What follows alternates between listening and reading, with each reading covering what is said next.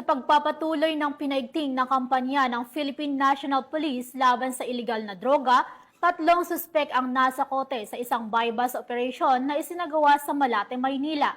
Yan ang tinutukan ni Police Corporal Abigail Rojas. Naaresto ng mga tauhan ng Station Drug Enforcement Unit ng Manila Police District ang 3 hinihinalang sangkot sa iligal na droga sa isinagawang anti-illegal drug buy-bust operation dakong alas 2 pasado ng madaling araw sa kabahan ng Quirino Avenue, Barangay 720, Malate, Manila. Kinilala ang mga nahuling suspect na sina alias Getget, 29 na anyos, alias Popoy, 45 anyos at alias Mojako, 27 anyos na pawang mga taga Maynila. Nasamsam mula sa mga suspect ang 4 na pakete ng hinihinalang shabu na may tinatayang timbang na 12 gramo at may malaking halaga.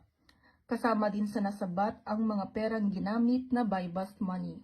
Kasalukuyan namang nasa kustodya na ng istasyon ang mga suspect habang inihahanda ang kasong isasampa laban sa kanila para sa paglabag sa Sections 5 at 11, Article 2 ng Republic Act 9165 o Comprehensive Dangerous Drugs Act of 2002.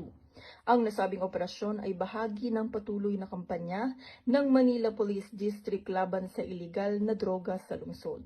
Mula dito sa Manila City, ako po ang inyong PNN correspondent, Patrolwoman Abigail Rojas, alagad ng batas, tagataguyod ng Balitang Pulis.